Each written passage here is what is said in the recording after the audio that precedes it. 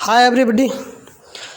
आज हम GK GS से संबंधित सवाल लेके आए हैं। सवाल है, भारत के नक्शा में श्रीलंका को अक्सर सदैव दिखाया जाता है और बचपन में भी हम लोग जब नक्शा बनाते थे तो भारत के अन्य पड़ोसी देश पाकिस्तान, बांग्लादेश, नेपाल, इन सब पे कम ध्यान जाता था। ज़्यादातर नज़र सबों का इस बात पे जाता था कि श्रीलंका जो है भारत के नीचे मोती आकार लिए वह एक पानी की बूंद के आकार का गिर रहा है। तो बचपन में एक ये हो जाता था कि ये पानी, भारत से पानी गिर रहा है वही है, लेकिन नहीं, बाद में पता चला जब होश आया जाने क्लास में तो ये श्रीलंका एक देश है। और आप जानते हैं कि श्री राम जी एवं रावण के बीच का जो प्रकरण है उस लेकर ज़्यादा चर्चित रहता है और श्रीलंका से ये जुड़ाव हो जाता है। लेकिन आइए चलते हैं, यह नक्शा में हम देखते हैं और नक्शा में जाके हम यह टाइप करते हैं कि भारत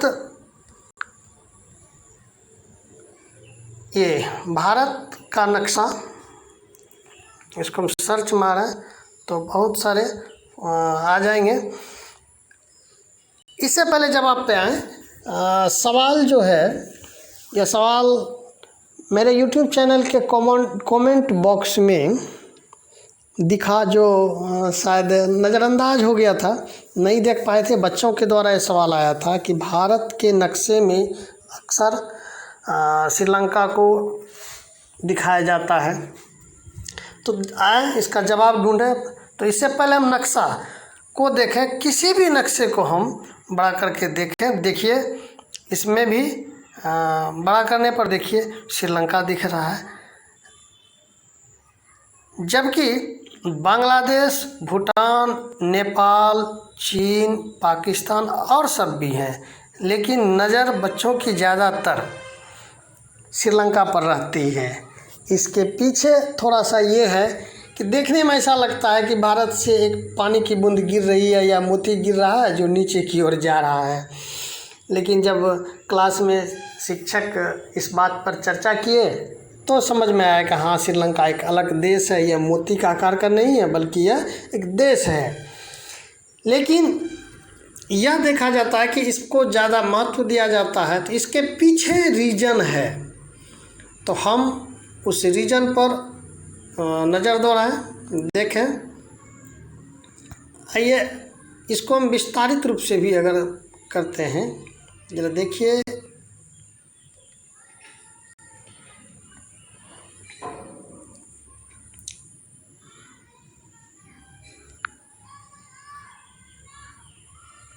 और दूसरा इसको भी देखें, अगर किसी भी नक्शे को आप देखें तो वहाँ पे आपको यह मिलेगा ही मिलेगा कि भारत के नक्शा के साथ श्रीलंका को जरूर निश्चित दिखाया जाता है। उसके बगैर हम मानते हैं कि अधूरा होता है। और ये देखें, आ जाए अब असली मुद्दे पर, इसका क्या कारण है, क्या रीजन है, जवाब क्या है। जबकि हम जानते हैं कि भारत का ज़्यादातर समुद्र तटीय क्षेत्र है, श्रीलंका के चारों तरफ समुद्रीय क्षेत्र है। श्रीलंका तमिलनाडु के पास है, तमिलनाडु के पास। तो आइए हम जान लें पहले कि इसके पीछे रीजन क्या है। समुद्र का अपना कुछ नियम है, law of oceans. Law of oceans जानते हैं। 1957 ईस्वी में जेनेवा में अंतर्राष्ट्रीय सम्मेलन हुआ। समुद्र के नियम के अनुसार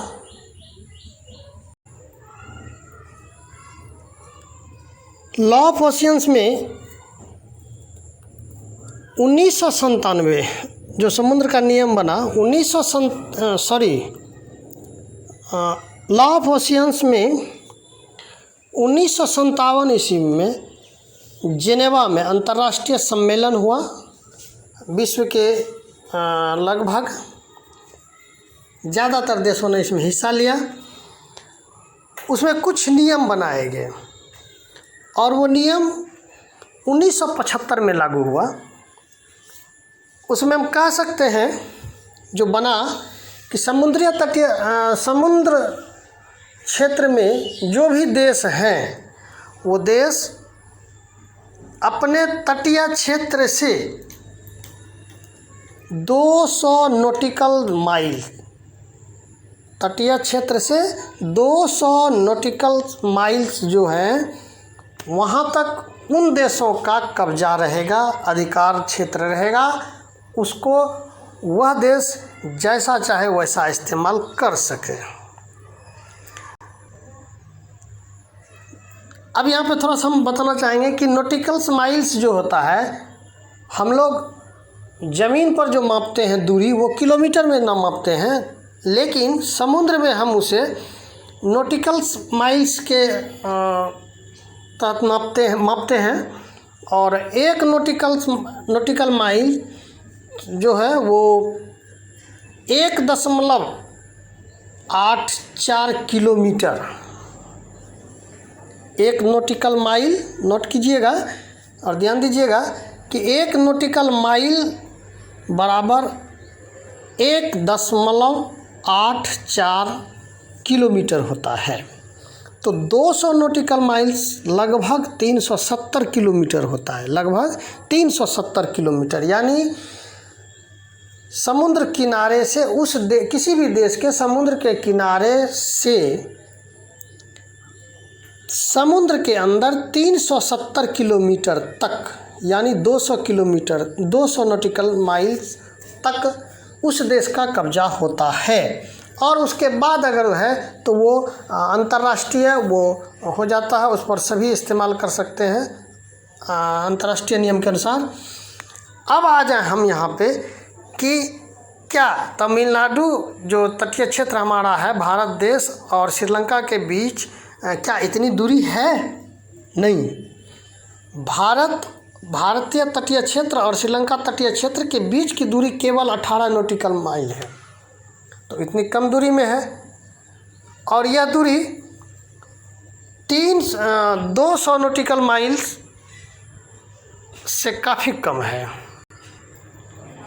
तब यहाँ पे एक दूसरा नियम लागू होता है, अंतर्राष्ट्रीय नियम, समुद्री अंतर्राष्ट्रीय नियम लागू होता है कि दोनों देश, चाहे वो देश कितना भी बड़ा और कितना भी छोटा हो, उससे मतलब नहीं है, दोनों देश के बीच की दूरी को आधा करके आधे आधे दूरी पर दोनों का अपना अपना कब्जा होता है। और यही भारत और श्रीलंका के बीच की बात है जो इसलिए।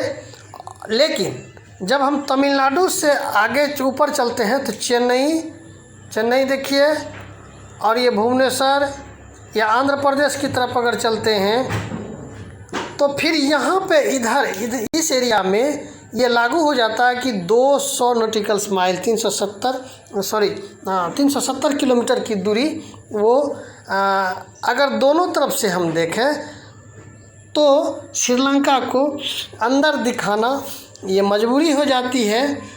और यह मापने का जो तरीका होता है, तटीय क्षेत्र आप देखते होंगे कि ये टेढ़ा मेढ़ा है, तो वो एक सीधी रेखा खींच के और वहाँ से हम ये दूरी माप लेते हैं। अब जरा सा यहाँ एक जीके का सवाल में आता है कि भारत और श्रीलंका के बीच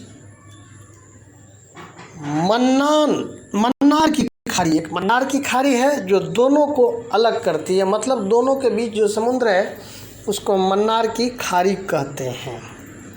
तो ये मुख्य रीजन था अंतर्राष्ट्रीय समुद्री नियम के तहत।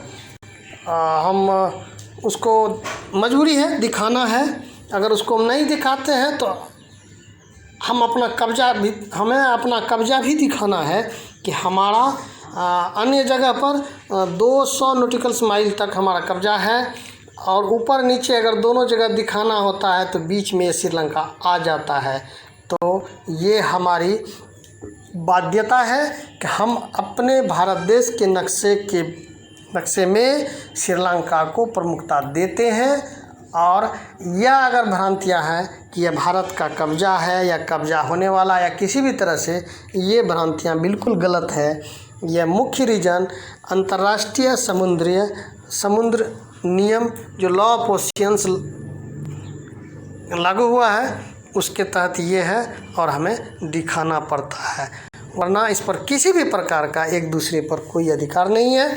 दोनों के बीच जो दूरी है वो जितनी ही दूरी है उसमें आधी आधी भारत और श्रीलंका की है और अपने अपने अधिकार क्षेत्र में है। धन्यवाद, मिलते हैं अगले वीडियो में।